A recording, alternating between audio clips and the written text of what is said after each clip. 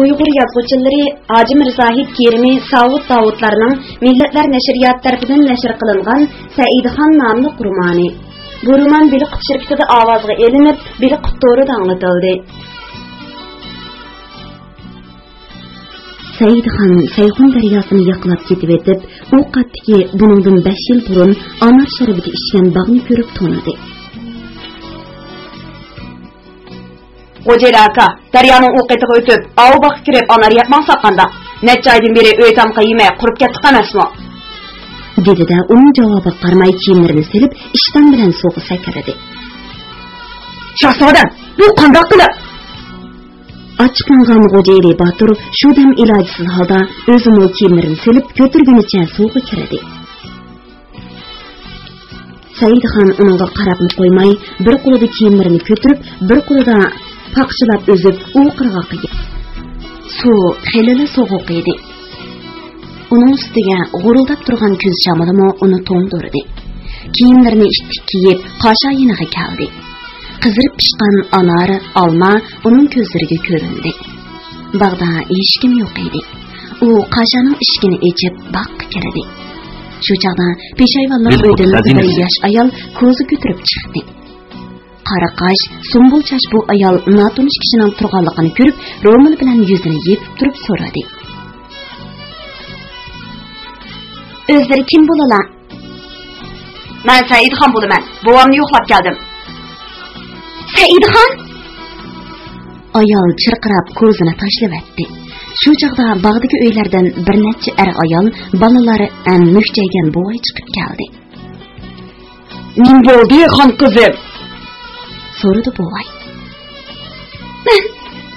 Men Saidxon bilmadim, dedi ayol yig'lamsirab. "Gözroq banu, azizim, nim bo'ldingiz?" Tembel bir yigit ayolning yeniga berib, uning mo'rillarini tutdi. "Gulsuruq banu?" dedi pichirlab Saidxon. "Nemishdi bu? Men qayerga kelib qoldim?" Saidxon xiyolga cho'kib turganda quloqiga bir tonish ovoz eshitildi. "Xudo, bu yirik shahzoda, dada, u yeni kelibdi." Saidxon qarab ketib qoldi. 5 yil burun etiga tilla tashlab bergan Barma qiz uningga xijil bo'lgandek qarab qo'ydi. U doim xiyolida o'ziga hamroh qilib kelgan qizni ko'rdi. Tamoq yeyish uchun emas, uni ko'rish uchun daryodan o'tgani rost edi. Bu ayni Saidxonni tanidi. "Shahzodam, bolam, o'ziga marhamat." "Men hozir shahzoda emas, ota," dedi Saidxon. "Balam deversiler." Bayatın nahoy qib qarab qolgan Xo'ja Eli Baturmi ular bilan salomlashib Saidxonning kaynidan cho'ng saroy uyiga kirdi. "Mana bu o'g'lim Qanotbek," tunishtirdi buvay o'ziga yondashib kirgan qovul bardam yigitni ko'rsatib. 5 yil burun Oqsi hokimi Bayzitning qizini o'limdan qutuldirib kelib, uningdan bir balliq bo'ldi. Saidxon hayron bo'ldi. Qiz o'ldirilmagan ekan, bu yigit qanday qutuldirib kelgandi? "Gulsima qizim, qutu qadam mehmoningizga anor sharbati elib kiring." To'yladi bo'y naqsh chekilgan ochiq eshikka qarab va undan o'g'liga dedi. "Turg'an o'g'lim, qurbonlikqa atab bordigan qari erikni so'ygan. Shahzodaning yo'li qarg'ili 5 yil bo'ldi emasmi?" Qanotbay chiqib ketdi. Gulsima qiz ochiq kulimsirgan holda gullik 2 piyola qo'yilgan anor sharbatini patnis ko'tarib kirib, Saidxon bilan Xo'ja Eli Baturga tutdi. Shahzodaning qo'llari nimishqidir titrab piyolani tashlab atgani tas qoldi. Etki tilla bilan osonlikcha to'shmaydigan bu qizni Xudo uningga yana uchrashtirdi. O'ziga g'oyibona oshiq bo'lgan Gulsuruqni ko'rdi. Taqdir men degan ajoyib, ha? U chaqda Gulsuruq bilan didor ko'rishmaganimi taqdirdan bo'lsa kerak. Ko'rishgan bo'lsa yana boshqacha bo'larmidi ekan? ko'rishmagani yaxshi bo'lgan ekan. Saidxon yeng suyulgan qo'y go'shida qiyma qilib atgan harduq eshini ichdi. Ondan ziri quruq kelib turgan mazali poloni yedi. Shahzodam, siz bu yerda turaversizlar. O'zlariga tonish obdan kishilar ekan. Men Anjomga berib ahvol qilib kelay, dedi Xo'jayli Botir. Uning chiroyidan bir ishga oldirayotganligini bilib, Saidxon ajablandi. Shundoq bo'lsa-mu, ishonch kuchli bo'lg'achqa ma'qullik bildirdi. Yaxshi o'ylabsiz, aka. Duodan keyin yo'lga chiqqaysiz. Xo'jayli Botir dasturxon yig'ilibla o'rnidan turdi. Hayal bo'lma, aka. Xudoga ma'lum, dedi o'zib chiqqan Saidxon va tezroq qaytishini tapilab uyga yenib kirdi. U Qanotbek bilan bir uyda mung'ishib yotdi. Qanotbek Jonibek sultondan panoh tilab kelgan Xilil sultonning Jayhun daryosiga cho'ktirib o'ldirilganligini so'zlab berdi. O'z dushmandan panoh tilagan odam ana shunday shafqatsiz jazoga uchraydi, og'a. Men dushmanimni bilolmagan u inimga bak echinaman. Saidxon asratlangan holda Olmaliqda bu inisi bilan birga xatni to'y bo'lgan kunlarni, tasadduqiy yo'liqib qolgan ko'k bo'rini esladi. U hamma oquf kunlardan Xilil sultonni yaxshi ko'rardi. Qanotbek Saidxonning jimib ketganligidan uning azoblanayotganligini his qilib, "Aytmasam bo'pti-kan" deb qoldi. Shahzoda, mening o'qsi hokimi Bayzidning qizi qanday qilib o'linib qolganligini bilgingiz keladigan-da, dedi Qanotbek uni qayg'uli xiyoldan qutuldirish arzusida.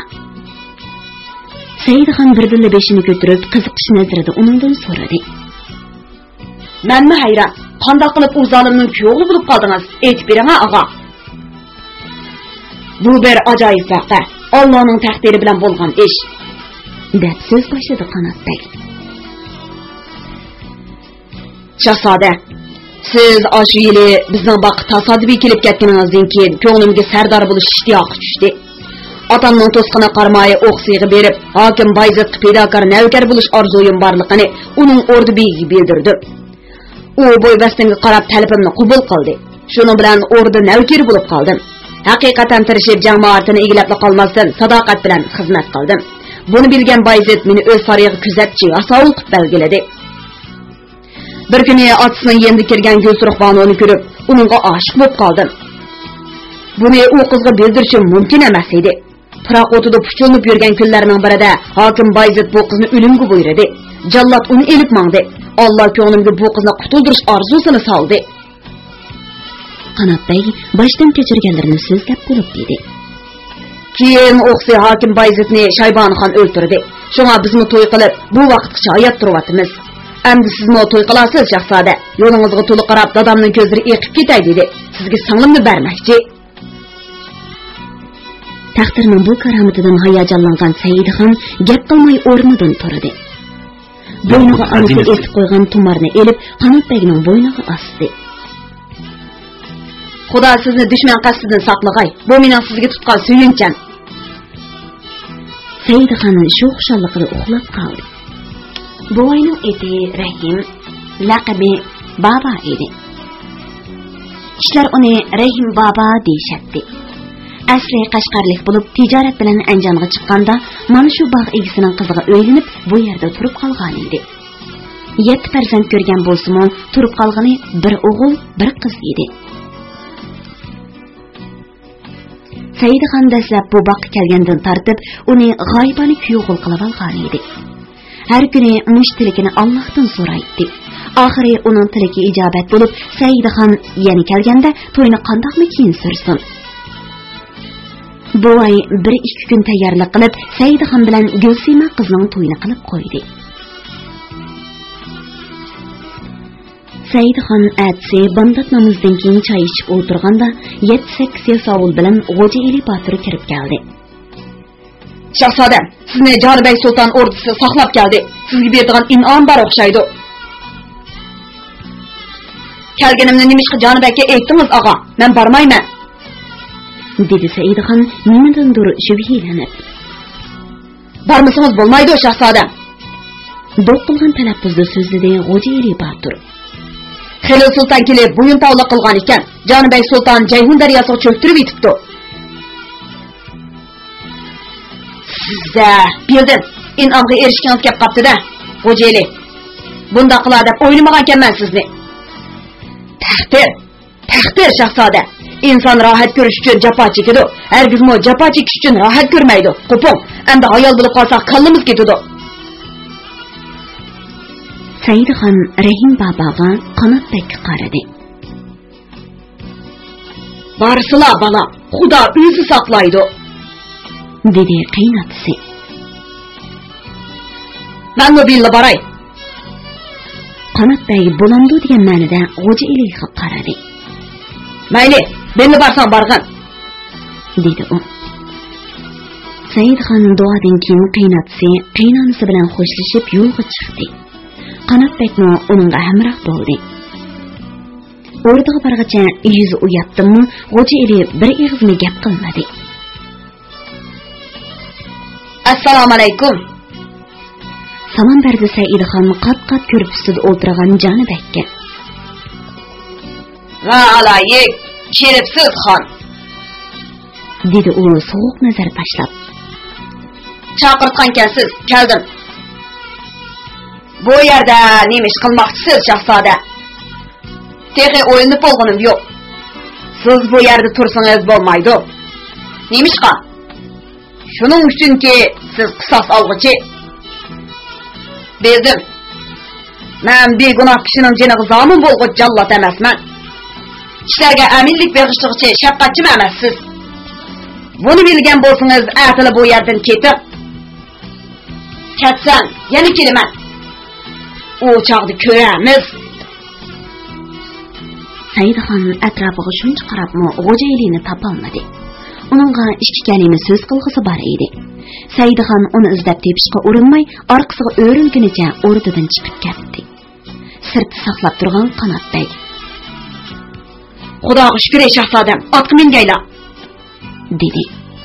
Ular so'zlashib menib, kun petishga oz qolganda boqqa kelishdi. Buvay, Mumay, Gulsima, Gulsuruqlar eshik oldida ularning yo'li qarab turishgan ekan. Ularni ko'rib xushalliqdan ko'z yesh qilishdi. Qanotbek amdili tintin mangan o'g'li Qaysarni Gulsuruqning qo'lidan elib peshonasiga so'ydi va xotiniga asta dedi. Biz attonlarda Kabulga yo'lga chiqadigan bo'ldik, azizim. Siz qayerga borsangiz, men shu yerga boraman. Saidxon uning so'zini tinglab turgan xotiniga qarab kulimsiradi. Gulsimaning ko'zlarida yosh lig'irlaydi. Anglayotganinglar beli qutoridan anglatilayotgan ovozli asarlar sahifasi.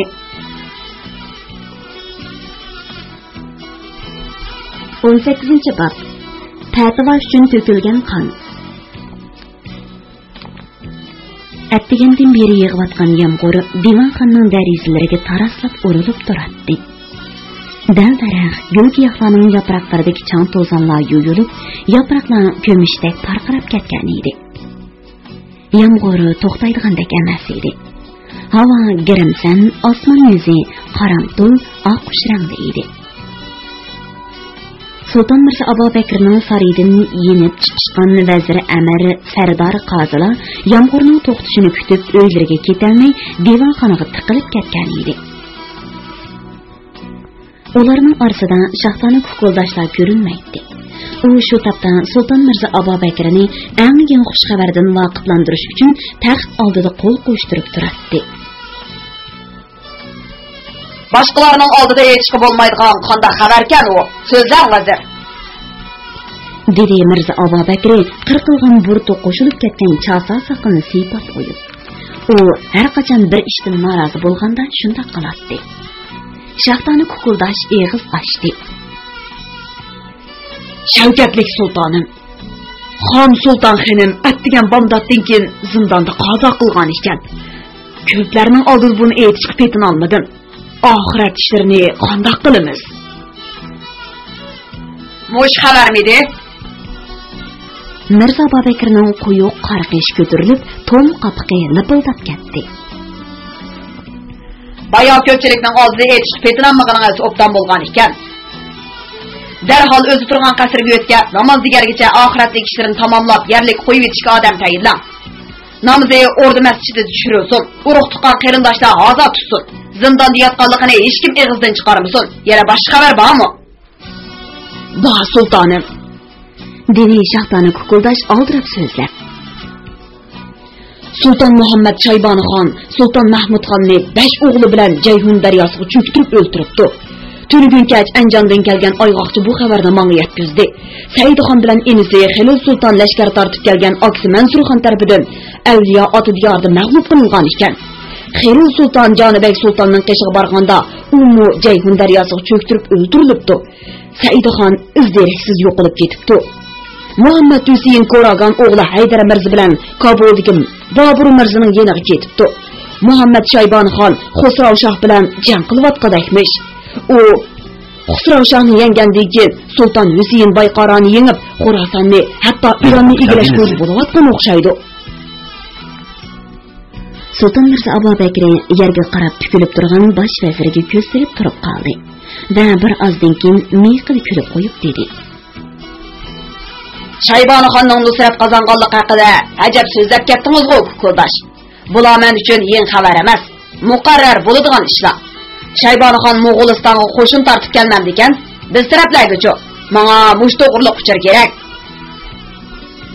U bir narsani esiga olgandek bo'lib so'zini davomlashtirdi. Ko'klash Ezizbardi Saidxonni tutish uchun boshlab ketgan askarlardan xabar yo'q. Saidxonni Zakisda o'joqtirib atmaganim uchun hozirgacha afsuslanman. U oxir qo'shin tortib bu yerga kelmay qolmaydi, vazir. Uning zodi o'lik yoki tiriklik haqida xabar olishim kerak. Qaraganda Qadina sultoningizning o'g'liga ixlosingiz bor o'xshaydi. Nezambillah, Oliverdan 100 o'rish, menga o'lim bilan barobar sultonim. Saidxon to'g'riliq xabar ololmaganligim rost, ammo Ko'klash Ezizbardi boshlab ketgan askarlardan bir nechasi kechib ketgan ekan. Ular elib kelgan shum xabarni sizga aytib kelmadi. Nima? Yo'shirib atamsiz? Ochiqlab so'radi Mirza Babakir. Yo'q sultonim, nima yo'shiray? O'zimni beorom qilmay deb aytmagan edim. Gunohimdan o'zsizlar. Shahtani Kukuldash tizlandi. Mundaqda Mirza Babakir tamqini qirib vazirga go'laydi. Meni beorom qiladigan qanday xabarkan u? Ko'klash Ezizbardini Saidxon o'qya bilan etib o'ltiribdi. Biz tutolmayotgan Ali Sardor boshchiligida qaroqchilar Saidxonga qo'shilib qirilib tugicha johillik bilan qarshilik qilib askarlarimizni zo'r talafotga uchratibdi. Saidxon tutuq bermay g'oyib bo'ldi. Askarlarning bu yerga qaytib kelganlarini ordini muhofazat qiluvchi Yasolloh uchivatdim. Ohoy, shundaqmish qilgan bormi? Masxir qildi Mirza Babakir. Ular zodi qancha odam? 8 nafar. Javob berdi Kukuldash. Sizdek rahimdil ekansiz, vazir. Dushmandan yengilgan nomardlarni ordu yasovullari qo'shib qo'yibsiz.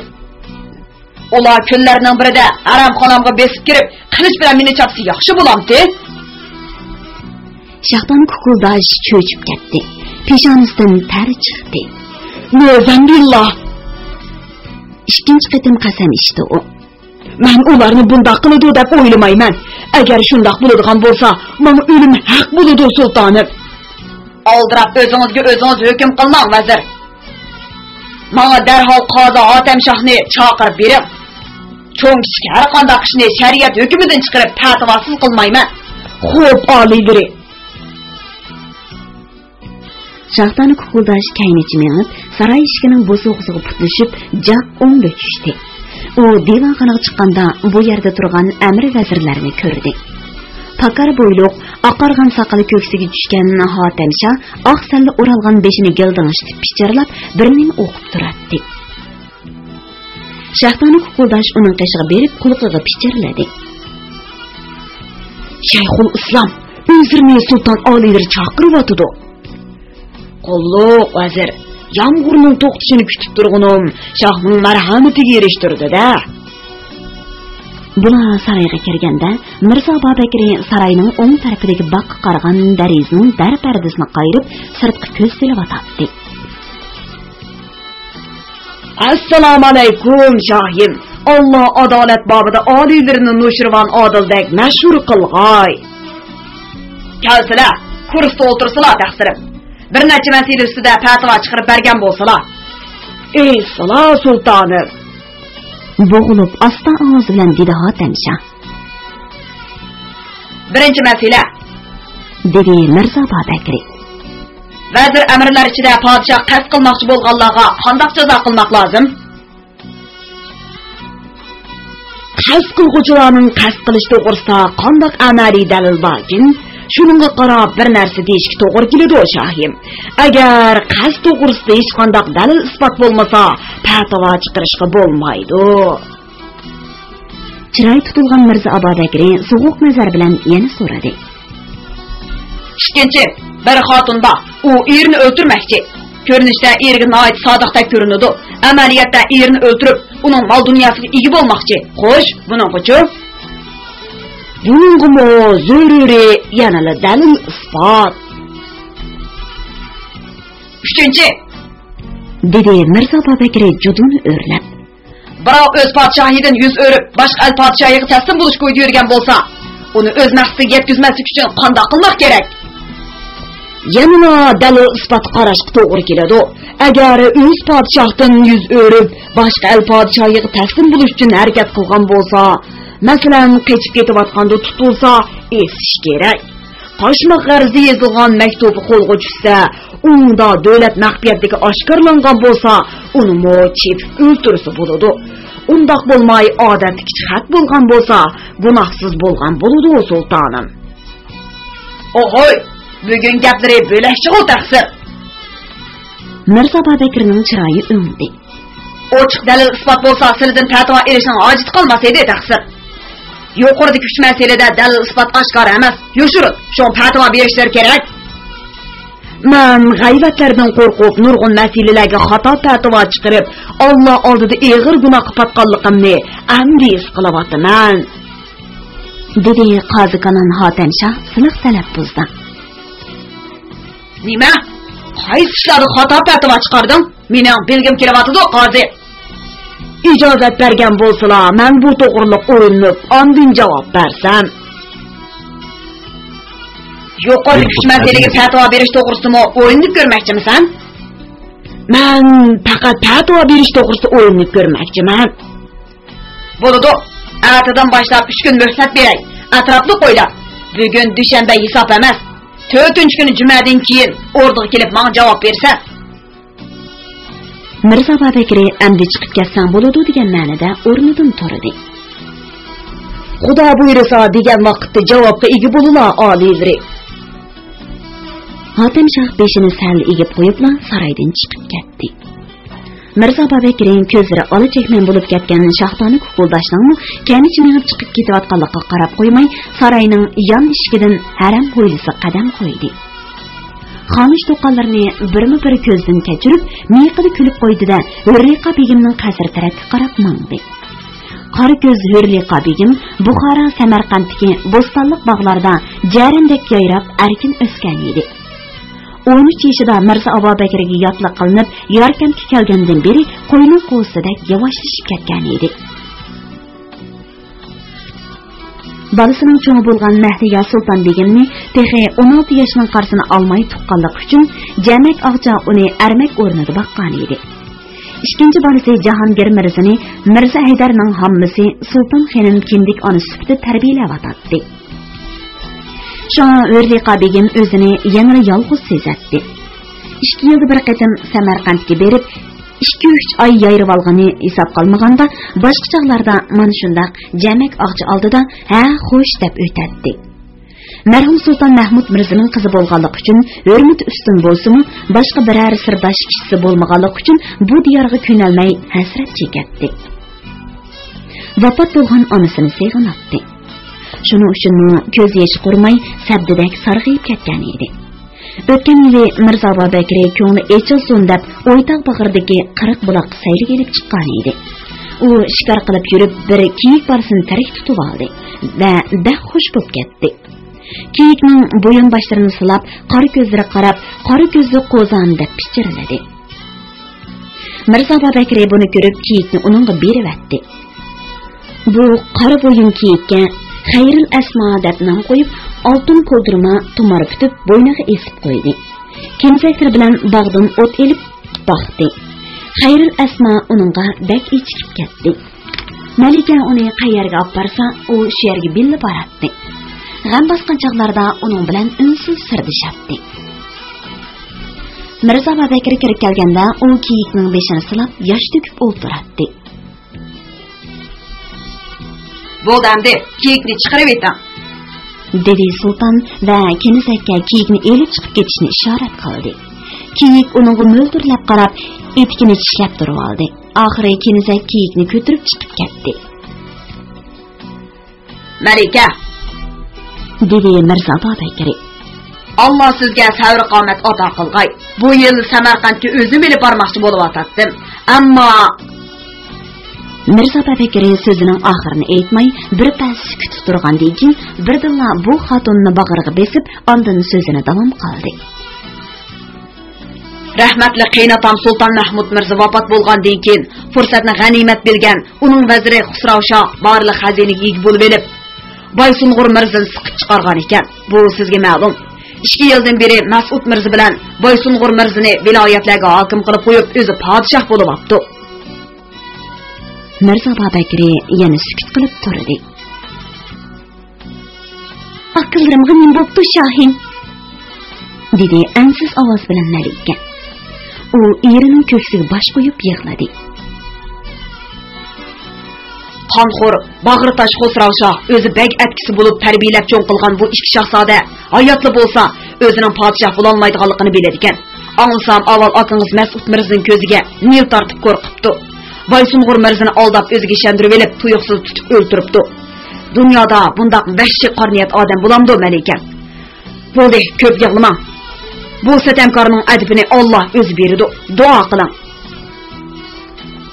Zurriqa begim moshidan ketib, erining oyog'iga yiqildi. Mirzo Babakir uni ko'tirib kimxob to'shakka yotqizdi. Qiya ichib qo'yilgan dariz ko'znikidan kirgan kash ko'zning izg'irin shamili Zurriqa Sulton begimning qora chochlarini mayin yalpidi. Aqllarining fojiasini aytmasam bo'ptikan, musibat uni holsizlantirib etdi. Xayriyat, u mendan boshqa ko'nadigan odamning qolmaganligini vaqtida bildi. Yig'lab o'ngshilib qoladi. Uning mush nozik tinni demasam, olli burli ko'zdan yo'qotgan bo'latdim. Dunyoda go'zal xotinlar oz emas. Mirzo Babakir qo'lni bir-biriga urdi, ishkini zakkirdi. Malikaning tavi yo'qtirdi.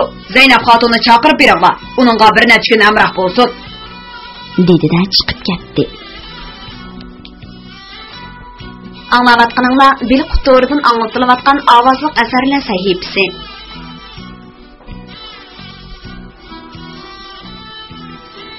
Nuruzdan bo'stonliq sayligoh bir joy edi. Bu yerdagi choyxona, oshxonalardan qish-yoz odam uzilmaydi. Mayzab ichib tanishib olgan kishilar bir-birini yo'lishib, aylanishib yurishadi. Bir yonda it talashtirsa, bir yonda to'xu so'qishtirashadi. Hammadan qiziq ham qo'rqinchiligi to'shqar va buqlarni so'qishtirish bo'lib, buni ko'radigan tomoshachilarmi ko'p bo'ladi. Ba'zi kunlari Mirzo Babakir savdogar yoki dehqon qiyofatida yasanib, xuddi o'zidek yasangan xos navkarlar bilan bu sayligohga keladi. Atrofni aylanib yurib, kishilarning harakatlarini kuzatib, so'zlarini tantanlab o'rda qaytatdi. Atse necha-o'n odam tutqun qilinib zindonga tashlanadi yoki Nuruzda boshlari kesiladi, darg'ay saladi. Gunohkorlarning sultonni haqoratlagan, sultonga o'lim tilagan, sultonning og'dirilishini, o'rniga adolatli podshohning taxtga chiqishini orzu qilgan kishilar bo'lib chiqadi. Shuning uchun Nuruzning qo'rqinchli jalga aylanib qolgan edi. Yaqinqi yillardan beri bu yerga keladigan kishilar xeyli ozladi. Sultan amirlar haqida zodiri gap qilinmaydi. Shundoq bo'lsa-mu, Mirzo Babakir bu yerga yo'shirin holda ayqoqchilarni avatishni to'xtatmadi. Bugun Shahdoni Kukuldash, Amir Vali Tag'oyi, Amir Lashkari Muhammadbek o'rnidan yong'anda maslahatlashib, Nuruz dönga kashlik sayliga chiqqan edi. ilgari qancha qaytam hunarvan Dorupur siyaqida elning ahvolidan xabar tepish uchun chiqqandikiga bu navbatdikisi zodil o'xshamaydi. Ular o'z salohiyati bilan kelgachga odamlar ham qo'rqishib, ham vahima ilkida salom qilib hurmat bildirishdi. Ular No'ruzdongning bir chetiga joylashgan xilvat choyxonaga kirib, esil mehmonlarni boshlaydigan gelam silingan xos uydan joy elishdi. Janoblarning sozga mayli bormikin? So'radi o'rko'z sal inishib qolgan oqseri xo'jayin to'mpib chiqqan qo'rsqini lig'irlatib. Yo'qsa, bizga qiynoq damlangan choy bilan yumshoq non, to'shqor qirg'ovining go'shining ko'pi bo'lsa kifoya. Dedi Amir Muhammadbek. Uning chiroyi to'lim surlik edi. Bu uyga boshqa kishini kirgizmang. Aram xudo sharaf ichib o'ltirimiz bor. Xo'p, janoblari, bahramon o'ltirsizlar. Aramlarni buzishga kimning maddi bo'lsin? Har birlaridek aziz mehmonlarga beshimiz bilan yumulab yurib xizmat qilamiz. Sharobning mo isili bor. Xo'jayin so'zal etib dasturxon soldi. Janoblar, nima uchundir ko'nglim bir qism bo'lib turdi. Dedi Amrvali tag'oyi salla o'ralgan qora to'mqini elib tam duviga qo'yib. Uning sidan beshi mo'ri ustidagi pilildab kuyayotgan chiroq yo'riqida parqirab ketdi. U qish-yoz tumoq kiyib odatlangan kishi edi. U so'zini davom qildi. Beshimizga bu vahima qachon tugar? Allah salomat qilsa, bola chaqamni elib Anjonga ketaymikin da'vatiman. Janoblari Anjonga ketsalar, orom tepib qolaman deb o'ylayotgandilar. Jonibekdan panoh tilab borgan Xilil sultonning nim bo'lganligini anglamadingmi? Shaxtani kukuldash shuküredi. Ondan yog'liq bilan bo'yin beshini aytqash so'zini davom qildi. Marhuma Xonbegimning o'limi janoblar qattiq ta'sir qilgan bo'lishi kerak. Shuningdan bu yon ko'zlari yotib ketyaptilar. Anjonga berishni niyat qilmay, Makkaga berib haj qilishni niyat qilsalar taqsir. Qo'rsaqlarga kirib chiqsam, sizlar Said Muhammad Mirzdek tuyuq tushirmay ketmoqchi bo'lib etiblar-da. Hamma odam undoq talaylik emas. Ömrimiz bormi yo'q, bu Xudoga ayon. Men ko'p o'ylasammi, cho'l to'ylabdiman janoblari. Hammadan haj safariga niyat bog'lab, Arab diyoriga ketmak tuzlikda qiladi. Ko'rsatgan aqllariga rahmat. Sultan Ahmad Xon ketgandan beri cho'qqa dastlab yurgandek yashab kelyapmiz. Oxiri bir yerdan chiqar. Amrvali tag'oyi ochiq aytmagan bo'lsa-mu, Mirza Abo Bakrdan uning norozi ekanligini shaxtani kukuldashmi shu an bildi. Said Muhammad Mirzaning Anjon tarafga ketishi alni ta'virtib atgan edi. Dedi u Amrvali tag'oyining so'zini ochiqroq izohlab. Sultonimiz buningdan ko'p xafa. U hech kimga ishonmaydigan bo'lib qoldi. O'zi ham sherisiga qilchi rahim qilmadi. Bir patnisda yumshoq mazzilikdan bir cho'ginda zapar silib damlangan choyni ko'tirib kirgan xo'jayin.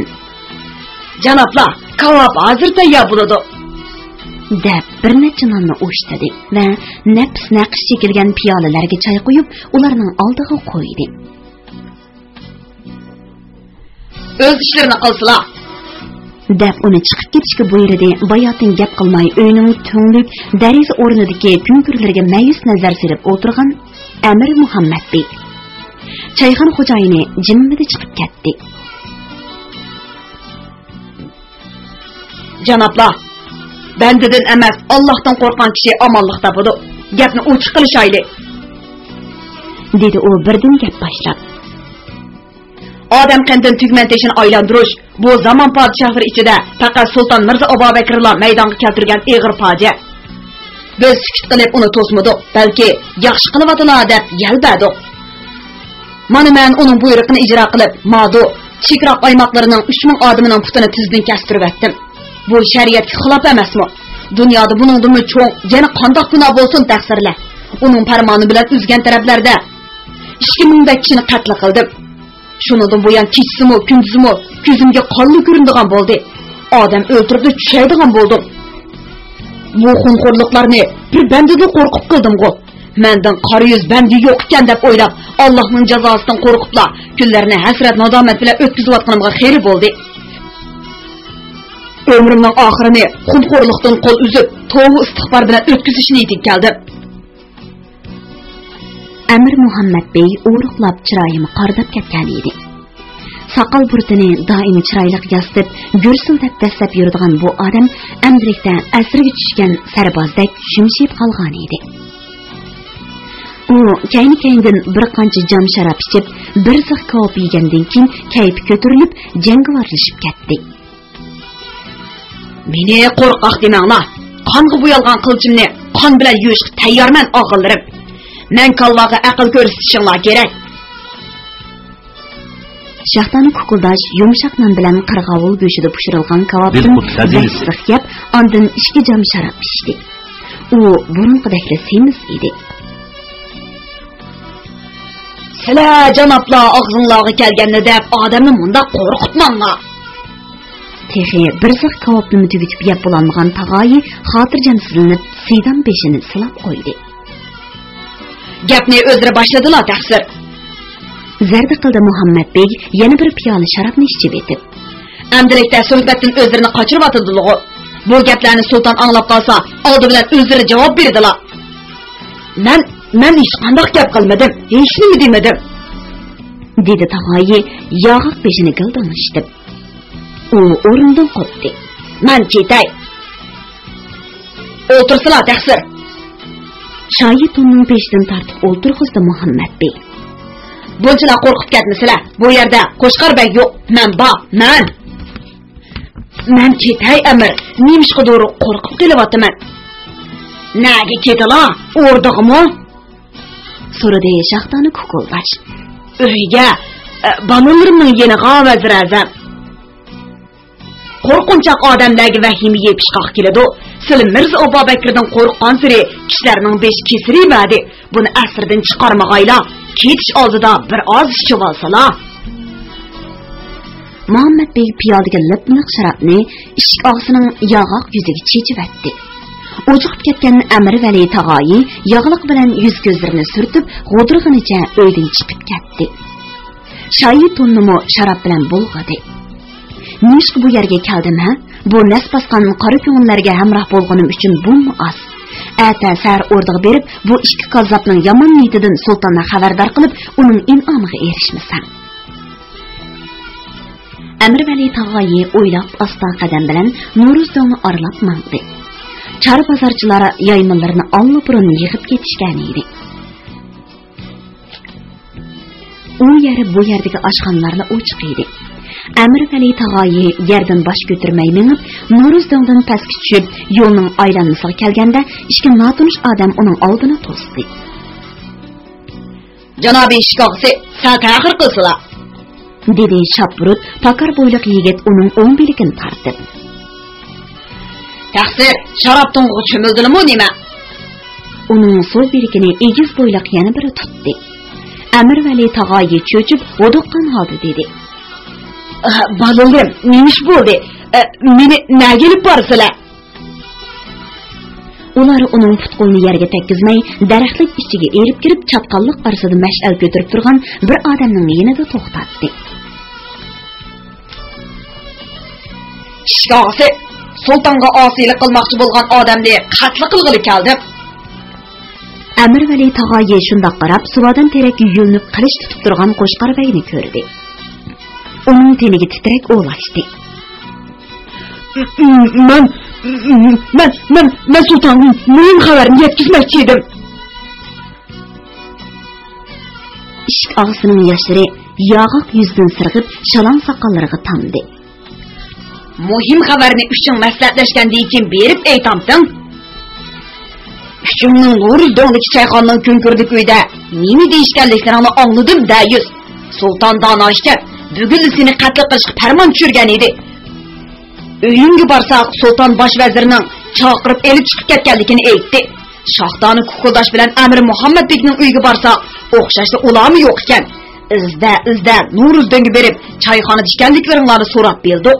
To'nglib, kun ko'ra, ishkirida mukib turib qilishgan gap so'zlaringlarni angladik. Allı-burullu o'limga loyiq bo'lganligingni bildik. Endi ta'xir qilsam bo'lmaydi. Orqangga qarab baq, kim keldi? Tatirib, o'lish chiray bo'lib qolgan Amir Vali tag'oyi keyniga burilishiga bo'yni qilishdaydi. Beliqut şirketida ovozga elinib, Beliqut to'rida anglatilayotgan Uyg'ur yozuvchilari Hoji Mirzahid Kerimi, Saud Davudlarning Millatlar nashriyoti tarafidan nashr qilingan Saidaxon nomli romanini bugun mush yergacha anglatdik.